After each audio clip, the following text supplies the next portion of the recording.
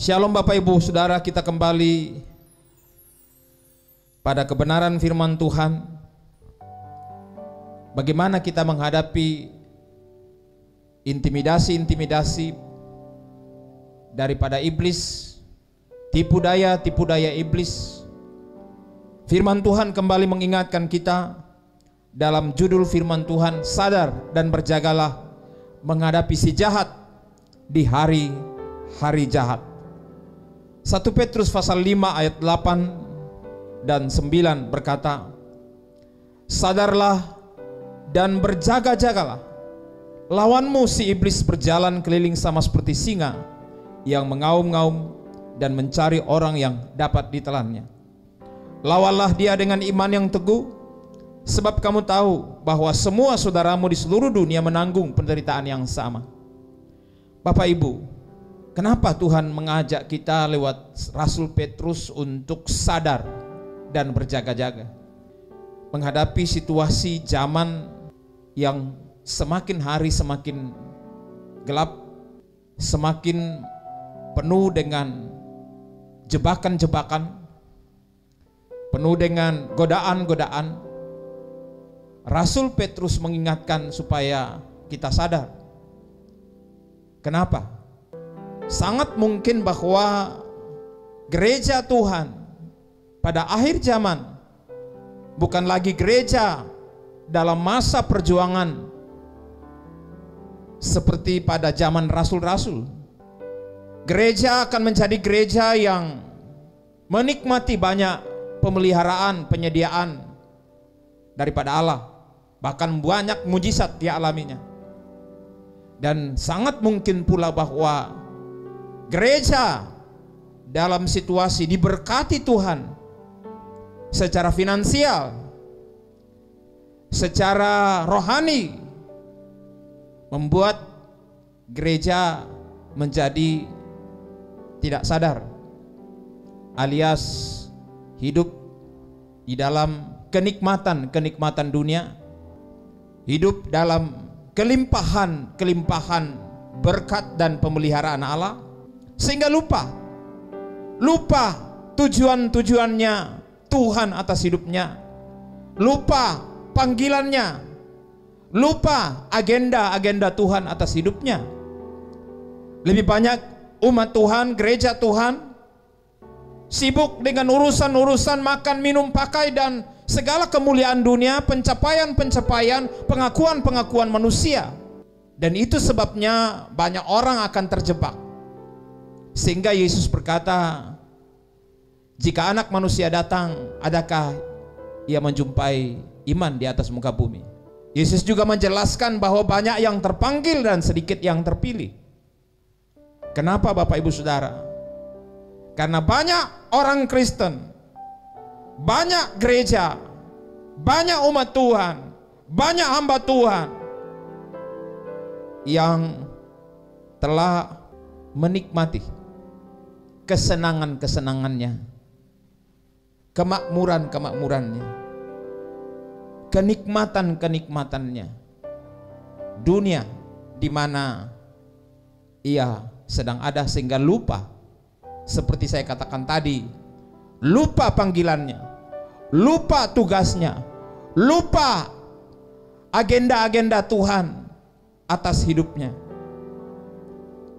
Makanya firman Tuhan berkata, sadarlah dan berjaga-jagalah. Kemungkinan juga Rasul Petrus mengatakan sadar dan berjaga-jagalah, pikirannya sampai kepada situasi di mana Yesus ada di Taman Getsemani dan membawa 3 murid andalannya, murid utamanya, Yakobus, Petrus, dan Yohanes, untuk masuk lebih dekat dengan dia, untuk berjaga-jaga dengan dia dalam doa di Taman Getsemani. Yesus 3 kali mengunjungi murid-murid kepercayaannya ini, tetapi Yesus menegur mereka bahwa kenapa kamu tidak bisa berjaga-jaga? Kamu begitu dikuasai oleh rasa kantuk. Bapak Ibu, Yesus menegur mereka sedemikian bahwa tidur sajalah. Kamu lihat, orang-orang yang akan menangkap aku sudah datang. Sudah tiba waktunya saya. Menghadapi situasi seperti ini dalam dunia modern, dunia akhir zaman di mana kita hidup, mungkin gereja Tuhan juga akan mengalami situasi mengantuk dan tidak berjaga. Mengapa mengantuk? Bisa saja karena kelamaan, mungkin Tuhan Yesus ditunggu-tunggu belum datang juga. Gereja tertidur. Saya mengingat peristiwa perumpamaan Yesus ketika ia mengumpamakan hal kedatangannya dan situasi gereja ketika dia datang, seperti halnya 10 anak darah, 5 anak darah bodoh dan 5 anak darah yang bijak. Ada satu saat di ujung kedatangan Tuhan, ke-10 anak darah ini tertidur, tidak berjaga, tidak sadar. Tapi berbedanya antara kedua kelompok bijak dan bodoh adalah yang bijak terlebih dahulu sudah mempersiapkan diri, tapi yang bodoh tidak punya waktu untuk mempersiapkan diri. Nanti setelah akhir-akhir seperti itu baru sibuk mempersiapkan diri, tapi sudah terlambat. Bapak Ibu Saudara, pada kesempatan ini saya ingin membawa kita semua untuk mengingat, mewaspadai seperti apa kita hidup saat-saat sekarang ini. Kalau kita baca ayat ini lebih jauh, dikatakan bahwa lawanmu si iblis berjalan keliling sama seperti singa yang mengaum-ngaum dan mencari orang yang dapat ditelannya. Iblis menciptakan kondisi-kondisi yang menakutkan, seperti halnya para teroris yang berusaha menciptakan kondisi-kondisi yang menakutkan. Rasul Petrus mengingatkan kita, ingat, iblis itu seperti singa yang berkeliling, mengaum-ngaum, mengintimidasi. Lalu ayat 9 katakan, lawanlah dia dengan iman yang teguh. Karena kita semua orang-orang yang percaya kepada Tuhan menghadapi tantangan yang sama, persoalan yang sama. Kalau Rasul Paulus, dari sisi Rasul Paulus, ia mengatakan dalam Efesus 5 ayat 16, pergunakanlah waktu yang ada.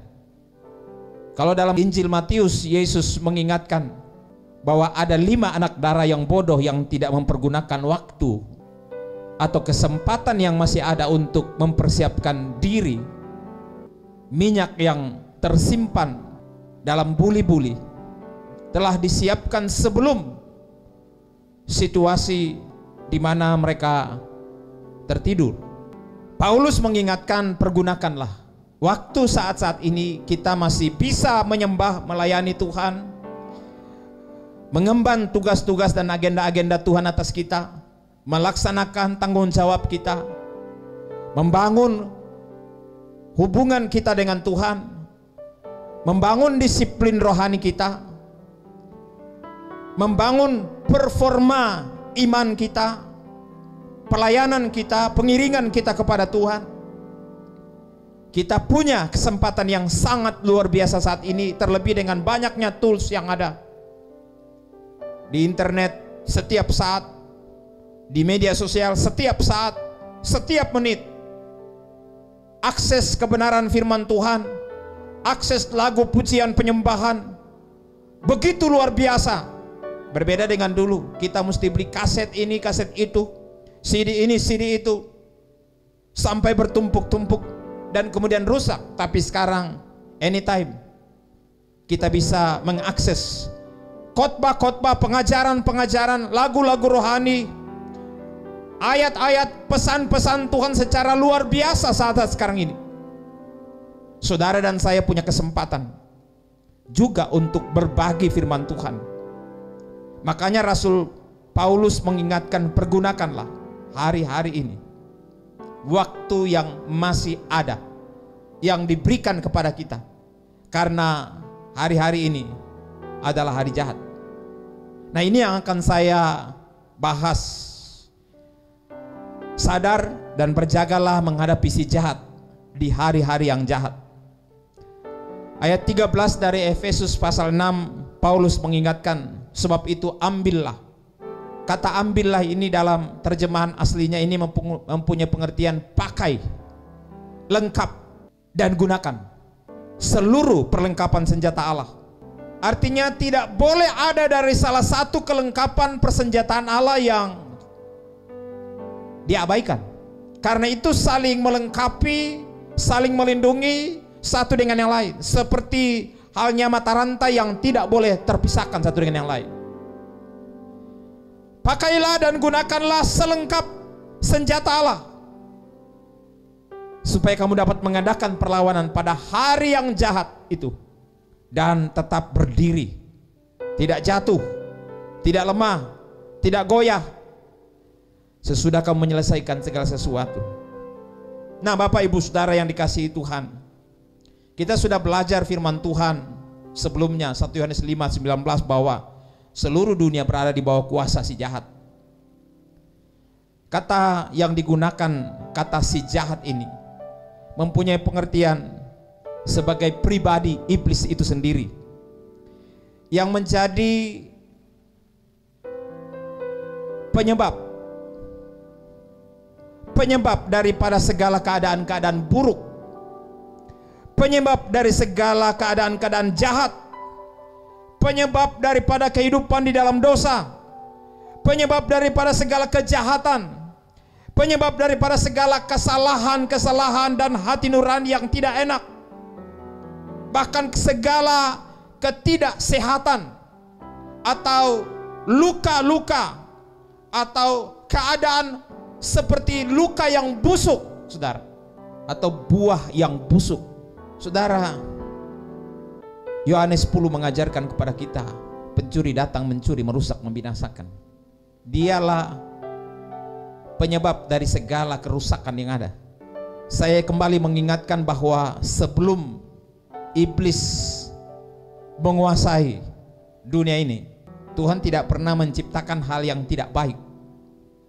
Kalau saudara baca dalam kitab Kejadian, Tuhan menciptakan segala sesuatu indah dan baik, bahkan sangat baik. Lalu ditempatkanlah manusia yang sempurna di taman yang sempurna. Sebelum iblis menjatuhkan manusia, kita lihat bahwa manusia menikmati semua kesempurnaan, semua penyediaan, semua pemeliharaan, tanpa dosa, tanpa noda, tanpa kejahatan, tanpa kebusukan, tanpa kematian. Tetapi setelah iblis berhasil menjatuhkan manusia, kita kemudian menemukan bahwa kerusakan kemudian terjadi di mana-mana. Nah, Bapak Ibu Saudara, sampai di ujung zaman, Rasul Paulus kemudian mengingatkan kita lewat suratnya kepada Timotius dalam 2 Timotius pasal 3. Saya ingin kita membaca kuasa si jahat di balik masa sukar secara global. 2 Timotius 3 ayat 1, ketahuilah bahwa pada hari-hari terakhir akan datang masa yang sukar. Siapa menjadi penyebab daripada masa yang sukar? Tidak ada lain, hanya iblis.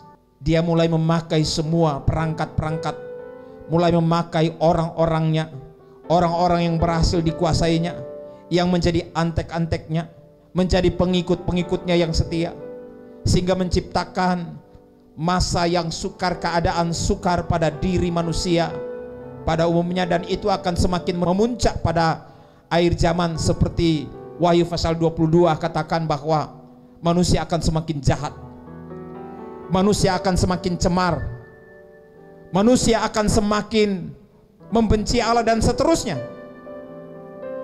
Dan ayat yang kedua dari 2 Timotius 3 katakan, manusia mencintai diri sendiri, alias egois. Bukankah kita menemukan hal tersebut? Bahkan di antara umat Tuhan saling egois, di antara gereja saling egois.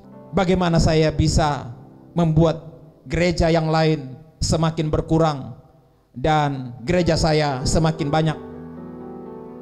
Bukannya mencari jiwa-jiwa yang terhilang, tapi bagaimana menarik hati orang-orang yang sudah beriman untuk beriman lagi. Bapak Ibu Saudara, manusia akan mencintai dirinya sendiri, mencintai organisasinya sendiri, mencintai program-programnya sendiri, mencintai miliknya sendiri, keluarganya sendiri, dan sebagainya. Bahkan mencintai konconya sendiri. Dan apa yang memotivasi semua itu? Keegoisan itu dimotivasi oleh cinta uang, menjadi hamba uang. Inilah kondisi dunia di mana kita hidup sekarang ini. Mereka akan membual kesombongan-kesombongan, keangkuhan-keangkuhan, cerita-cerita kosong, cerita-cerita yang membuat dia merasa lebih berharga, supaya orang akui dia. Cari pengakuan, cari pujian, cari penghargaan. Itu namanya membual. Lebih indah daripada warna aslinya. Bahkan menyombongkan diri. Kalaupun memang dia hebat, dia akan mencari orang untuk terus memuji-muji dia dan mengakuinya. Kalau tidak ada orang mengakuinya, dia akan berusaha dengan berbagai cara untuk mencari pengakuan, menyombongkan diri. Mereka akan menjadi pemfitnah. Mereka akan berontak terhadap orang tua dan tidak tahu berterima kasih. Pemberontakan terhadap orang tua, bahkan bukan hanya pemberontakan sekarang ini, tapi pembunuhan terhadap orang tua. Orang tua semakin diabaikan, tidak dipedulikan, tidak dihormati, tidak dihargai. Kenapa? Firman Tuhan katakan bahwa orang-orang seperti ini tidak tahu berterima kasih. Bahkan banyak yang tidak peduli agama. Bukan hanya tidak peduli agama, tetapi anti agama. Kenapa? Akan banyak orang bingung dengan agama yang dianutnya. Lalu kemudian dia berpikir, apa gunanya agama? Ada banyak statement-statement anti agama. Agama tidak salah, tapi yang salah adalah bagaimana sikap kita terhadap agama. Kita menjadi agamawi atau tidak? Bapak Ibu Saudara, banyak orang tidak mau mengasihi, tidak mau berdamai, hanya mau bermusuhan, suka menjelekkan orang, tidak dapat mengekang diri, garang, tidak suka yang baik, suka mengkhianat, tidak berpikir panjang, berlagak tahu, lebih menuruti hawa nafsu daripada menuruti Allah. Itulah kondisi manusia pada akhir-akhir zaman ini. Dan siapa yang ada di balik situasi seperti ini? Iblis. Secara lahiriah, ayat 5 katakan mereka menjalankan ibadah mereka, tetapi pada hakikatnya mereka memungkiri kekuatannya. Jauhilah mereka itu. Sebab di antara mereka terdapat orang-orang yang menyelundup ke rumah orang lain dan menjerat perempuan-perempuan lemah yang syarat dengan dosa dan dikuasai oleh berbagai nafsu, yang walaupun selalu ingin diajar namun tidak pernah dapat mengenal kebenaran. Kenapa? Karena tidak pernah mencintai kebenaran, tidak pernah haus kepada kebenaran. Bapak Ibu Saudara yang dikasihi Tuhan, inilah kondisi di mana iblis berperan. Dan di dalam gereja kita juga harus sadar dan berjaga menghadapinya. Kenapa? Karena di dalam gereja ada penyusupan si jahat, penyusupan pikiran dan kehendak iblis di antara jemaat Tuhan itu selalu ada. Waktu masa Yesus saja, di antara murid-murid, iblis selalu berusaha bermain dengan berbagai cara, dengan cara yang cantik atau halus, bahkan dengan cara yang kasar. Iblis berusaha menjatuhkan Yesus lewat orang Farisi ahli Taurat. Iblis berusaha menjatuhkan para murid dengan keinginan-keinginan untuk menjadi besar di antara mereka, sehingga terjadi pertengkaran di antara mereka. Para murid sangat egois, sangat mementingkan diri sendiri satu dengan yang lain, sampai masa kebangkitan Yesus. Tapi dalam Matius 13 ayat 24 sampai 30 dikisahkan tentang bagaimana campur tangan penyusupan iblis di dalam gereja, yaitu ketika Yesus memberi perumpamaan tentang penabur. Yesus menabur yang baik. Dia menabur gandum, dia menabur yang mulia. Tapi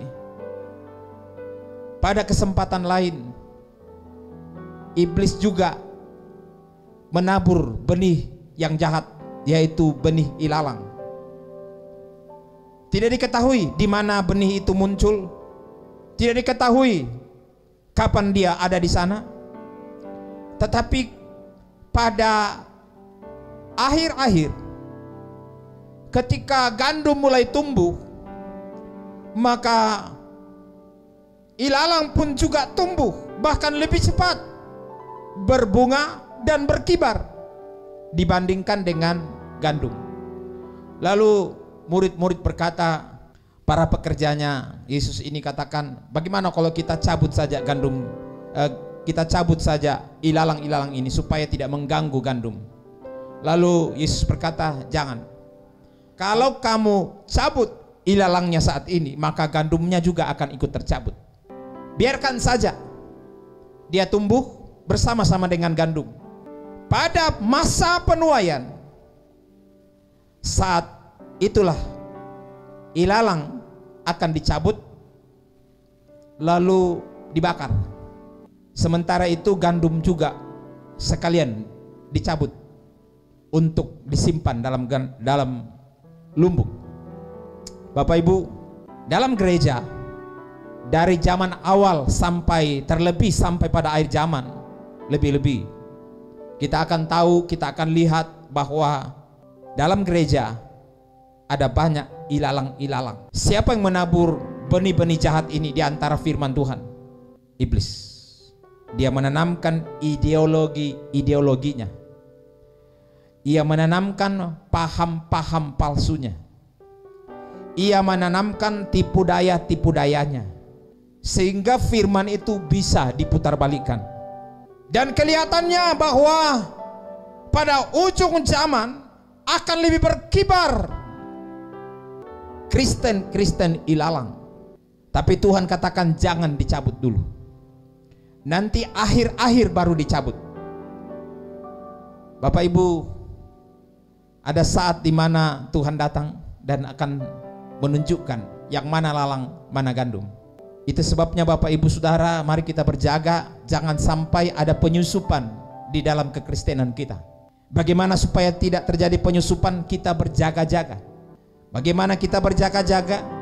Saya perhatikan waktu saya sekolah, waktu kuliah, saat kita tahu mau semesteran, kita berjaga-jaga dengan cara belajar. Kita belajar, kita menulis, kita mencerna, kita mengelola setiap pelajaran yang kita peroleh. Lalu ketika ujian datang, kita bisa menjawab. Kenapa? Karena kita sudah ada persiapan. Gereja Kristen akhir zaman, saya mau ingatkan saudara bahwa saudara akan diperhadapkan dengan banyak tantangan, persoalan dan ujian. Kalau saudara tidak punya kepemahaman yang baik, yang benar, yang jelas tentang firman, tentang iman saudara, bagaimana saudara mempertahankan kebenaran-kebenaran yang ada pada diri saudara? Bagaimana saudara kuat menghadapi tipu daya iblis apabila saudara tidak memahami firman Tuhan dengan baik, tidak belajar firman Tuhan? Itu sebabnya mari kita mempelajari firman Tuhan dengan sebaik-baiknya. Karena iblis berusaha menanamkan tipu dayanya di balik kebenaran yang kita tidak paham. Kalau saudara mempelajari perumpamaan Yesus tentang penabur, orang yang menerima firman tetapi tidak mengerti, maka datanglah iblis mengambilnya, mengacaukannya, mensiasatinya, membodohinya, menipunya, sehingga firman itu tidak bertumbuh. Bapak Ibu Saudara, iblis dengan berbagai cara menyusup. Saya tidak punya waktu untuk menjelaskan satu demi satu panjang lebar tentang penyusupan-penyusupan ini. Tapi salah satunya di dalam Matius 5 ayat 37. Penyusupan iblis dalam perkataan-perkataan ini umum terjadi. Perkataan yang tidak benar, kehidupan yang tidak benar, kehidupan yang tidak jujur, kehidupan yang tidak bertanggung jawab. Dalam Matius 5:37, Yesus berkata, jangan bersumpah sebenarnya. Kenapa ada orang mau bersumpah? Karena tidak percaya. Orang tidak percaya dia bahwa apa yang dia katakan itu benar. Kenapa orang tidak percaya kepada apa yang dia katakan itu benar? Karena ia seringkali tidak benar dan seringkali tidak jujur. Makanya dia bersumpah. Lalu Yesus berkata, jika iya hendaklah kamu katakan iya, jika tidak hendaklah kamu katakan tidak. Apa yang lebih daripada itu berasal dari si jahat. Artinya berasal dari iblis. Ini menunjukkan kepada kita bahwa iblis menyusup lewat gaya hidup kita, lewat integritas kita, lewat perkataan-perkataan kita. Iblis bisa masuk ke dalam untuk mempengaruhi kita dan membodohi kita. Dalam Matius 13 ayat 19 tadi saya sudah menjelaskan. Iblis menyusup di dalam penerimaan kita kepada firman Tuhan. Kalau kita dengar firman Tuhan, pikiran kita lari lain, atau kita menggunakan firman itu hanya untuk keinginan kita atau kepentingan kita atau keuntungan kita, maka kita tidak memahami secara utuh kebenaran firman tersebut. Dalam Matius 13 ayat 19 dikatakan, kepada setiap orang mendengar firman tentang kerajaan sorga tetapi tidak mengertinya, datanglah si jahat dan merampas yang ditaburkan dalam hati orang itu. Itulah benih yang ditaburkan di pinggir jalan. Artinya dia tidak memahami firman Tuhan, itu sebabnya iblis mengambilnya dan tidak bertumbuh sama sekali. Sehingga walaupun dia bertahun-tahun, berpuluh tahun bahkan menjadi orang Kristen, tidak pernah bertumbuh apalagi berbuah. Nah, inilah penyusupan-penyusupan iblis yang kita harus waspadai. Sadarlah dan berjaga-jagalah. Belum terlambat Bapak Ibu Saudara sidang jemaat Tuhan.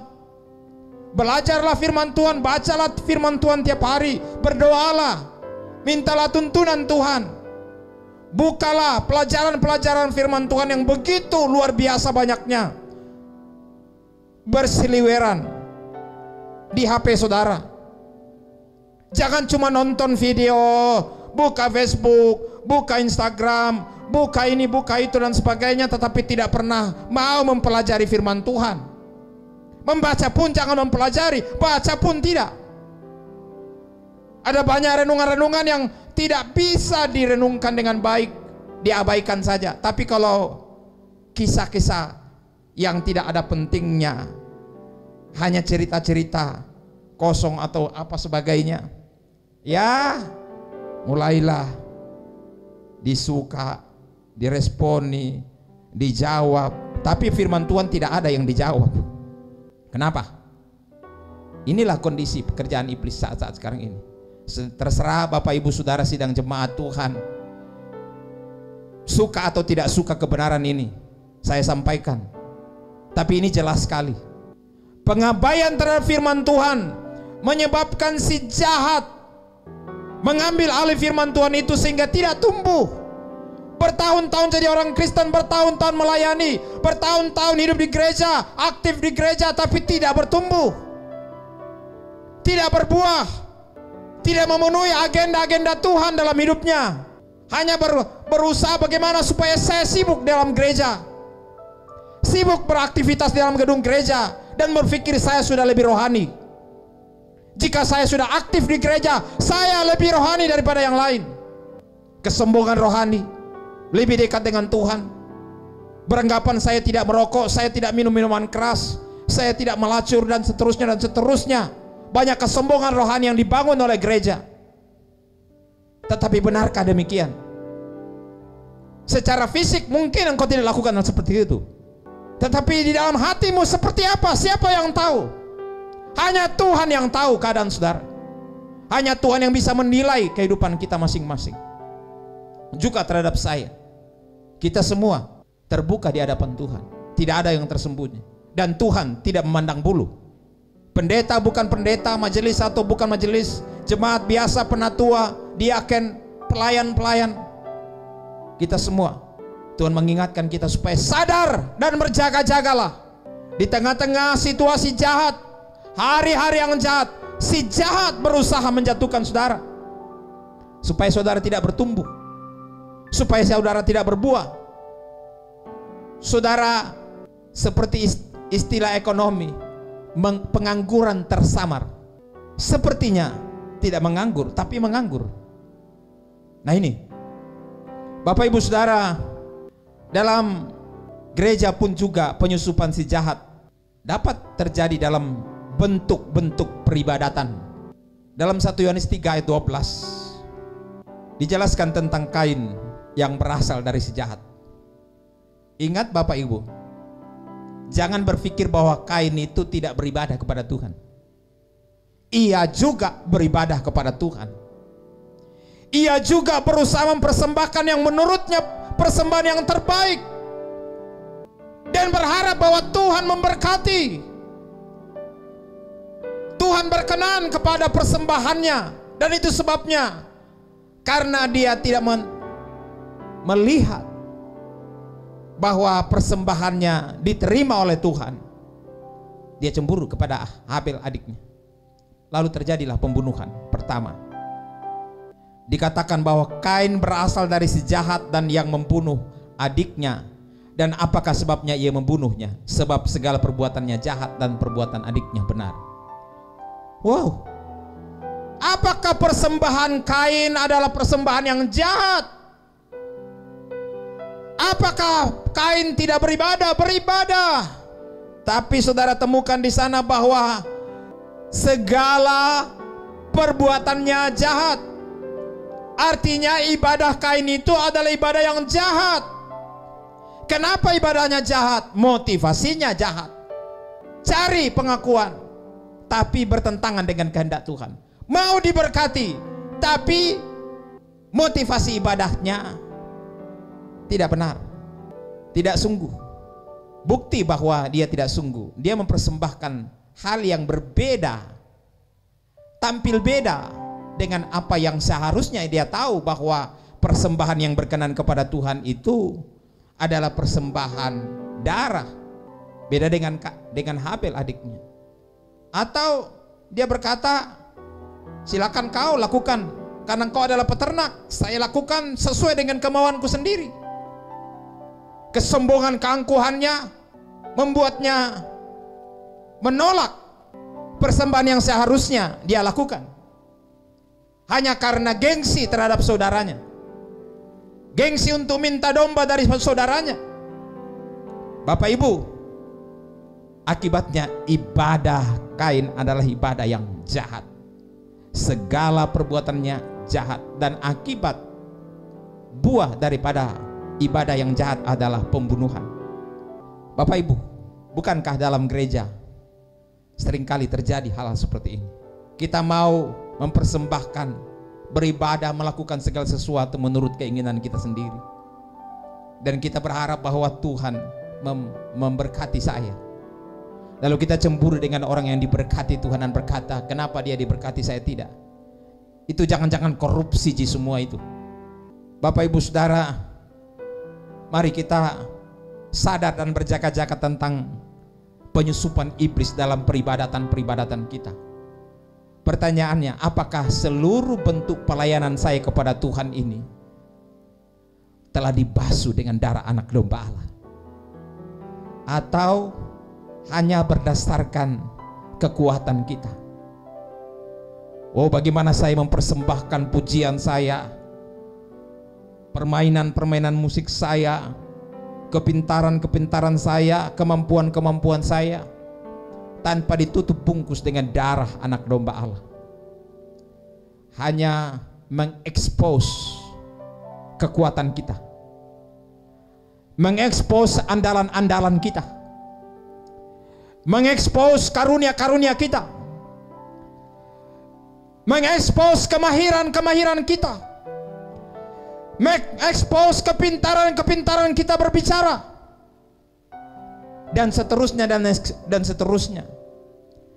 Tapi berbalik kepada kita semua, hanya engkau dengan Tuhan yang akan mengetahui bahwa engkau berada dalam tutupan darah anak domba Allah, dalam roh kerendahan hati dan takut akan Tuhan.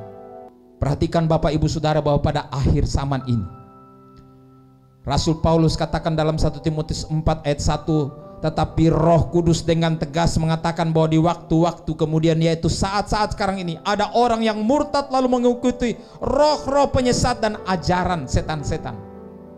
Seperti halnya Kain mengikuti ajaran setan-setan dalam hatinya dan berpikir, sekalipun saya tidak mempersembahkan seperti apa yang dikehendaki oleh Tuhan, yaitu korban darah, yang penting saya sudah berikan yang terbaik dari diri saya. Dan apa yang terjadi saudara? Tuhan berkata tidak berkenan. Tuhan menolak Kain. Dan inilah pekerjaan daripada si jahat, penyesat.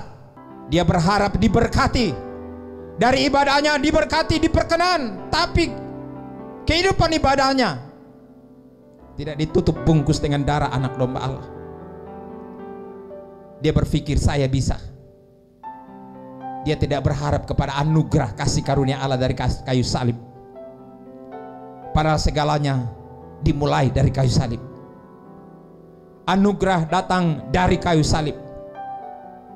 Keselamatan datang dari kayu salib, karya Kristus semata-mata, bukan perbuatan kita.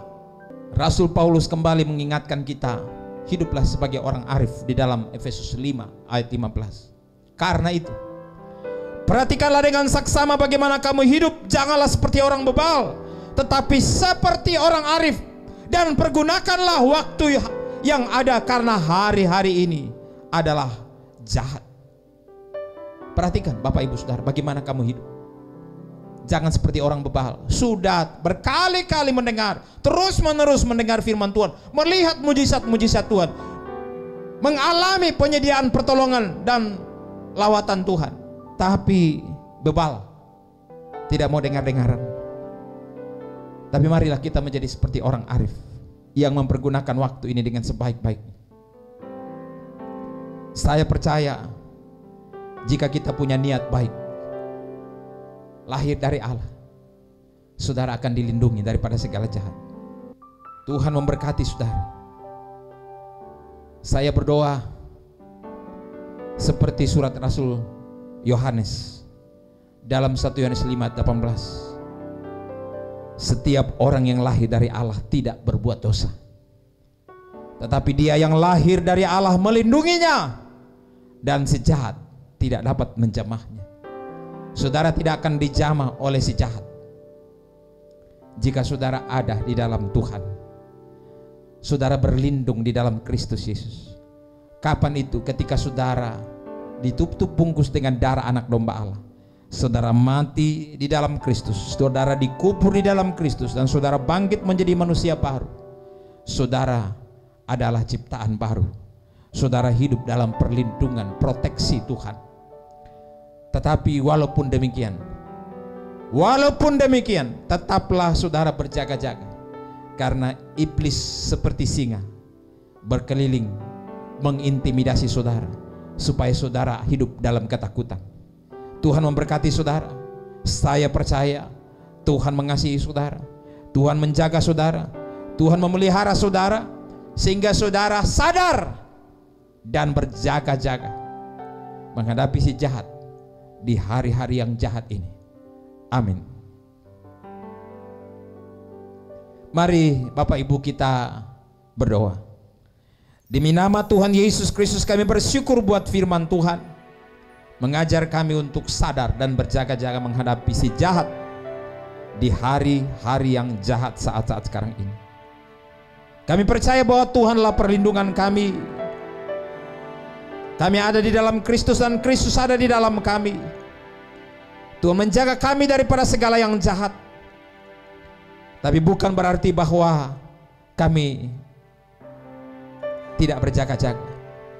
Kami akan melawan segala intimidasi iblis itu dengan iman, dengan terus menjaga hidup kami, hidup di dalam firman-Mu, mempercayai firman-Mu, membangun disiplin rohani yang baik, membangun kerohanian yang seturut kehendak Allah, berfokus kepada status kami bahwa kami adalah orang yang telah dikuduskan, dibenarkan, dilayakkan di dalam Kristus Yesus, bukan karena kebaikan dan kelayakan kami, tetapi karena anugerah Allah. Dan kami percaya bahwa darah anak domba Allah telah menutup bungkus kami. Tuntun kami dengan kuasa roh-Mu, roh kebenaran yang membawa kami kepada seluruh kebenaran. Terima kasih Tuhan. Ini doa dan syukur kami di dalam nama Tuhan Yesus Kristus. Haleluya. Amin.